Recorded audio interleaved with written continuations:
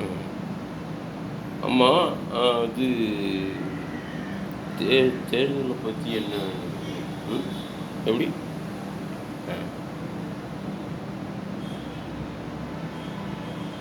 அதான் நாங்கள் கொடுத்துருக்கோம். மறுவாக்குப்பதிவு என்றாங்க, என்ன போகிறாங்க, அந்த எண்ணிக்கை தெரிய வரும். எல்லாரும் எங்களுடைய தேசிய முற்போக்கு திராவிட கழகத்தின் சார்பாக அதனுடைய பொருளாளர் எங்களது அண்ணி பிரேமலா விஜயகாந்த் பிரேமலதா விஜயகாந்த் அவர்கள் மனு கொடுத்துருக்காங்க. மறுவாக்குப்பதிவு என்ன வேண்டும் அப்படின்னு எல்லாருக்கும் கொடுத்துருக்காங்க. உயர் அதிகாரிகள் லெவலில் எல்லாருக்கும் கொடுத்துருக்காங்க. மறுவாக்குப்பதிவு வெகு விரைவில் இன்றோ நாளையோ என்று தெரியாது. எண்ணுவார்கள், கண்டிப்பாக எண்ண வேண்டும். இன்னித்தான் ஆகணும், வேறு வழி இல்லை.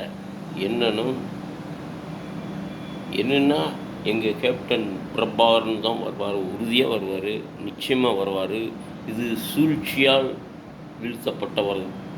வீழ்த்தப்பட்டவர் தான் என்பது ஊரறிந்த உண்மை, உலகறிந்த உண்மை, எல்லோரும் நம்பக்கூடிய ஒன்று. ஆகையினால் மறுவாக்குப்பதிவு நினைத்தால் உண்மையிலேயே எங்களது கேப்டனின் மூத்த மகன் விஜய் பிரபாகரன் தான் வெற்றியடைவார் என்று எல்லோருக்கும் நம்பிக்கை இருக்கிறது. உறுதியாக, நிச்சயமாக இதில் சூழ்ச்சி இருக்கிறது. வீழ்த்த வேண்டும் என்கிற எண்ணத்தில் வீழ்த்திருக்கின்றார்களே தவிர மற்றபடி எதுவும் இல்லை. ஆனால் ஒன்று என்னுடைய சொந்த கருத்தை கூறுகிறேன். சட்டசபையில் புரட்சித் தலைவி அம்மாவை, ஜெயலலிதாவை எதிர்த்து பேசியவர் எங்களது கேப்டன். ஏன் பால் விலை கூடிவிட்டது, பஸ் கட்டணம் கூடிவிட்டது என்று கேள்வி வினவினார். அதற்கு பதில் சொல்ல முடியவில்லை. அதற்கு மாறாக ஏதோ பதிலை சொன்னார்கள். சங்கரங்கோயில் சட்டமன்ற தொகுதியில் இடைத்தேர்தலை பற்றி சொன்னார்கள். அதற்கும் இதற்கும் சம்பந்தம் இல்லாத பதில். அதுபோல் பாராளுமன்றத்தில் நிகழக்கூடும் என்று அவர்களது கற்பனை செய்து கொண்டு அந்த கற்பனையில் எங்களது கேப்டன் பிரபாகரனை வீழ வைத்தார்கள் என்பதுதான் என்னுடைய சொந்த கருத்து.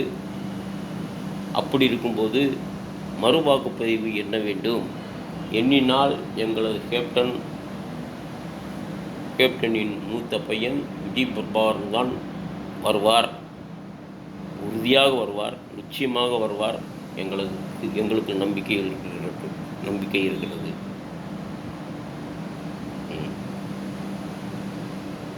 ஆமாம், முன்னாள் ஆட்சி திமுக தான், இந்த ஆட்சியும் திமுக தான், திமுக கையில் தான் போயிருக்குது. இருந்தாலும் முன்னால் இருந்த ஆட்சியை விட இந்த ஆட்சி கொஞ்சம் நல்லா இருக்கும்னு நான் நினைக்கிறேன், நம்பிக்கை இருக்குது. ஆனால் ரவுடிசத்தை ஒழிக்கணும், அதுதான் மிக மிக முக்கியம், அவசியமானது அதுதான். அதுக்கடுத்து போக்குவரத்து நெரிசலை தவிர்க்கணும். சில கிராமங்களுக்கு பஸ்ஸு போக்குவரத்து இல்லை, அதை தவிர்க்கணும். அதிகமாக 2 பஸ் விடணும். ரேஷன் கடைகளில் பொருள் சரியாக போட மாட்டேங்கிறாங்க, அதை கண்காணிக்கணும். அந்தந்த ஏரியாவில் குடிக்கிறதுக்கு தண்ணி இல்லை, எதுக்குமே தண்ணி வசதி இல்லை அப்படின்னு சொல்லி புலம்புறாங்க மக்கள். எத்தனையோ கிராமங்களில் புலம்புறாங்க, திண்டாடுறாங்க. தண்ணி வசதி இல்லாமல் விலைவாசிகள் அதுக்கு தகுந்த மாதிரி கூடிருச்சு. இப்படியெல்லாம் நாட்டில் இடைஞ்சல் இருக்குது. அதெல்லாம் விட்டு போட்டு இவங்க ஜெயிக்கிறதுக்கு தான் பார்க்குறாங்களே தவிர ஜெயிச்சு மக்களை ஏமாத்துறாங்க. நான் அதை செய்வேன் இதை செய்வேன் அப்படிங்கிறாங்க. தொகுதி பக்கமே போகாதவங்க என்ன செய்வாங்க? நல்ல ரேஷன் அரிசியில் ரேஷன் மூட்டையை ரேஷன் அரிசியை நல்ல அரிசியெல்லாம் கடத்தி வீட்டில் போய் அடுக்கி வச்சுக்கிடுறாங்க அவங்க. அதுதான் எம்எல்ஏக்கள், அதுதான் எம்எல்ஏக்கள்.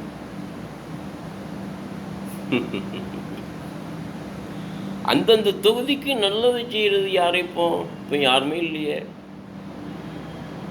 இப்போ ஒரு சமீபத்தில் ஒரு பிரபலமான கட்சி ஒருத்தர், அது கட்சியே இல்லை, அந்த கட்சி இல்லை, அந்த கட்சி தலைவர் ஒருத்தர், முக்கியமான தலைவர் ஒருத்தர் திராவிட முன்னேற்ற கழகத்தில் இருந்தார். இப்போ பிரிஞ்சு வேறு கட்சி ஆரம்பிச்சிருக்காரு. அந்த கட்சி தான் இப்போ நடந்துகிட்டு இருக்கு. அந்த கட்சியை சேர்ந்த ஒரு தலைவர் இப்போ புரட்சி நடிகர், புரட்சி கலைஞர் விஜயகாந்த் அவர்களை புகழ்ந்து பேசுகிறார். எதற்காக புகழ்ந்து பேசுகிறார் என்று எனக்கு தெரியாது. இருக்கும்போது அவரை சாடியவர் இன்று அவரை பாராட்டி பேசுகிறார் என்று சொன்னால் என்ன அர்த்தம்? பேசக்கூடாது. அவரை பேசுவதற்கு, எங்கள் கேப்டனை பற்றி பேசுவதற்கு அவருக்கு அருகதை இல்லை, தகுதி இல்லை என்று தான் நான் சொல்வேன். இவரை போல் எத்தனையோ பேர் எங்களது கேப்டனை வீழ்த்தியவர்களில் இவர் ஒருவர்தான். இது நாட்டுக்கே தெரியும், நாட்டு மக்களுக்கே தெரியும், ஊருக்கும் தெரியும், உலகமுக்கும் தெரியும், எல்லோருக்கும் தெரிந்த ஒன்று. நான் சொல்லித் தெரிய வேண்டியதில்லை. இவ்வளோ தூரம் பேசுகிறேன்னா யாரை பற்றி பேசுகிறான்னு அப்படின்னு உங்களுக்கு தெரியும். தொகுதிக்கு போகிறவங்க தொகுதி மக்கள் நிலவரம் என்ன அதை பற்றி சிந்திக்கிறது கிடையாது. எனக்கு ஓட்டு வேணும், ஓட்டு போடுங்க, அந்த சின்னத்துக்கு போடுங்க, இந்த சின்னத்துக்கு போடுங்க, அதைத்தான் வாங்குறாங்களே தவிர ஓட்டு வாங்கி ஜெயிச்சுட்டு அந்த தொகுதி பக்கமே போகிறது இல்லை.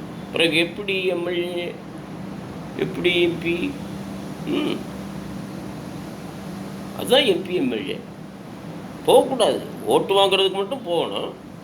ஓட்டு வாங்கி ஜெயிச்சாச்சுன்னா தொகுதி மக்களாவது கிக்கலாவது, அப்படித்தான் நினைக்கிறாங்க எல்லாரும். தொகுதி மக்களும் மறந்துடுறாங்க. ஒரு பதவியில் இருக்கிறவங்க அந்த மாதிரி செஞ்சோம்னா எப்படி? மக்களுக்கு என்ன குறையோ அந்த குறையை தீர்த்து வைக்கணும். அதுதான் உண்மையிலேயே எம்எல்ஏ எம்பி ஆக முடியும். அந்த தொகுதிக்கு செய்யாத எம்பி மறுவட்டம் எலெக்ஷனுக்கு போகிறாருன்னா, ஓட்டு வாங்குறதுக்கு போகிறாருன்னா, அந்த கிராமத்து மக்கள் அவரை விடக்கூடாது, அவருக்கு ஓட்டு போடக்கூடாது. அப்படியே வந்தாலுமே அவர் விரட்டி அடிக்க வேண்டாம். அவர் ஓட்டு கேட்குறதுக்கு வந்தாலுமே சரிங்க உங்களுக்கு தான் ஓட்டு, அவ்வளோதான், அதோடு முடிஞ்சது. 2000 ரூபா கொடுக்குறாங்களா, அதெல்லாம் வேண்டாம், நீங்களே வச்சுக்கோங்க, உங்களுக்கு தான் ஓட்டு போடுறோம், அதோடு முடிச்சுக்கோங்க, அவ்வளோதான். 2000 ரூபா கொடுத்து வாங்கிட்டு ஓட்டு போட்டு நாளைக்கு அவங்க தொகுதி பக்கமே வராமல் இருந்தாருன்னா என்ன வருவார்னு என்ன நிச்சயம்? வெற்றி விழாவுக்கு கூட வர்றதில்லை. அப்போ நீங்கள்லாம் அந்த தொகுதி மக்கள் எல்லோரும் மெட்ராஸ் போகணுமா வெற்றி விழாவுக்கு? வெற்றி விழா அங்கே கொண்டாடுவாங்க அல்லது இங்கே கொண்டாடுவாங்க, முக்கியமான நகரத்தில் கொண்டாடுவாங்க, உங்கள் கிராமத்தை மறந்துடுவாங்க. அந்தந்த தொகுதிக்கு தொகுதி மக்களை, இப்போ இந்த தொகுதி இருக்குது அப்படின்னு சொன்னால், கோயம்புத்தூர் தொகுதி இருக்குதுன்னு சொன்னால், கோயம்புத்தூர் தொகுதியில் எத்தனை கிராமங்கள் இருக்குது, எத்தனை நகரங்கள் இருக்குது, அங்கெல்லாம் போகணும். ஏன் அவங்க ஓட்டு இருக்குதுல்ல, ஓட்டு மட்டும் வாங்க தெரியுது. ஓட்டு வாங்க போகும்போது மட்டும் கிராமத்தோறும் சந்து பொந்துகள் எல்லாம் போகிறீங்க, நன்றி சொல்கிறதுக்கு போகிறது மாட்டாங்க. நடக்கிறதுக்கு கால் வரலையா? காருக்கு பெட்ரோல் செலவாகுமோ? இல்லை கேட்குறேன். என்னையா இது? ஒரு நியாயம் வேண்டாம்? பெரிய பெரிய அதிகாரிகள் பூரா நியாயமான நாங்கள் நடப்போம், இந்த எலெக்ஷனில் நியாயமான முறையில் நாங்கள் ஓட்டு எண்ணுவோம் அப்படிங்கிறாங்க. இதுதான் நியாயமா? அருப்புக்கோட்டை தொகுதியில் என்றீங்களே, அது நியாயமான ஓட்டா? அநியாயத்துக்கு ஓட்டு போடுறாங்க. தோக்குறவங்களாம் ஜெயிக்கிறாங்க, ஜெயிக்கிறவங்களாம் தோக்குறாங்க. நான் சொல்லலை, ஓட்டு எண்ணிக்கை சொல்லுது.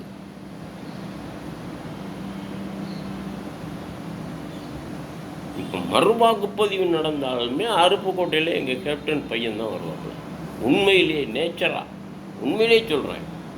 நான் மட்டும் இல்லை, எல்லாரும் சொல்கிறாங்க, எல்லாரும் இடம் போடுறாங்க. கண்டிப்பாக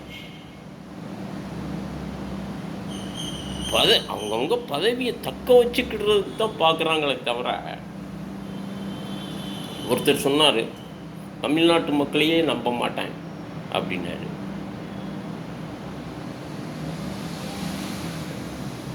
தேசத்தந்தை யார்? மகாத்மா காந்தி யார்? உலகுக்கே தெரியும். சின்ன பையன் முதற்கொண்டு யார்கிட்ட கேட்டாலும் காந்தி தாத்தா யாருப்பா அப்படின்னு கேட்டாலும் மகாத்மா உத்தமர் அப்படின்னு சொல்லுவாங்க.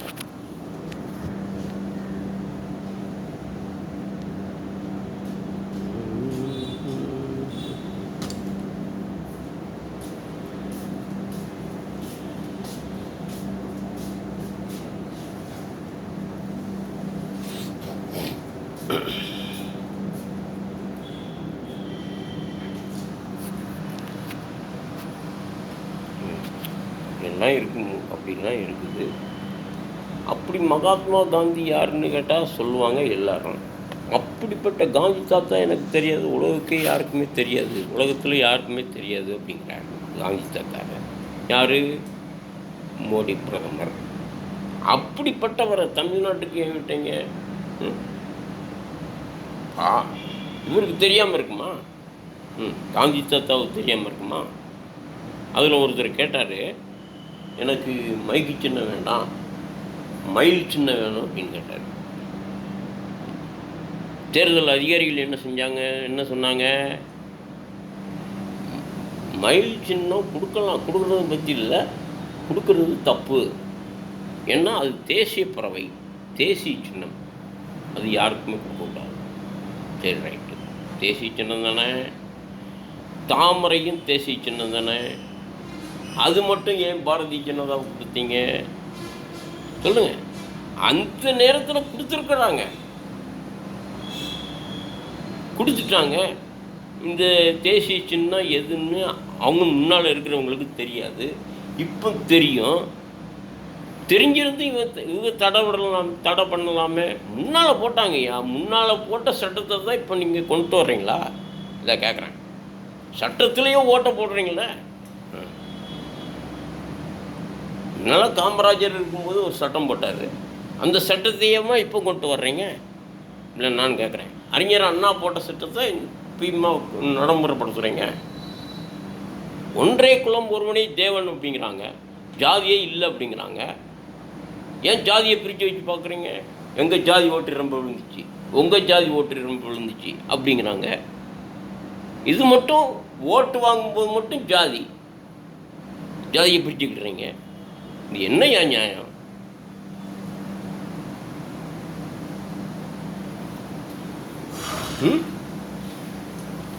இது ஒரு நீதி இல்லை, நேர்மை இல்லை, எல்லாம் செத்து போச்சு. நேர்மையாக இருக்கிற அதிகாரிகளும் இந்த நாட்டில் இருக்க மாட்டாங்க,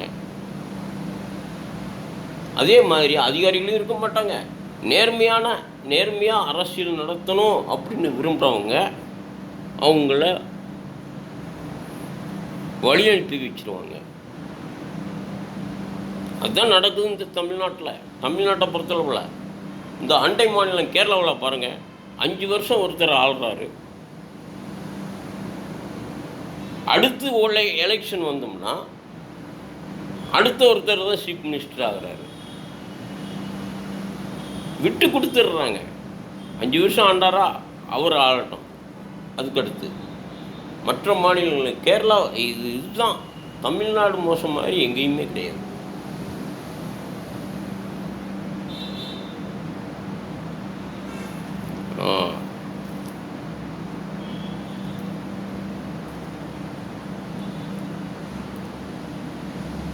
ஆமாம். சரி. அதுக்கெல்லாம் நான் பதில் சொல்ல வேண்டிய அவசியம் இல்லை. அது அங்கே கேளுங்க. நான் சொல்கிறதெல்லாம் இதுதான். சரி, நன்றி, வணக்கம்.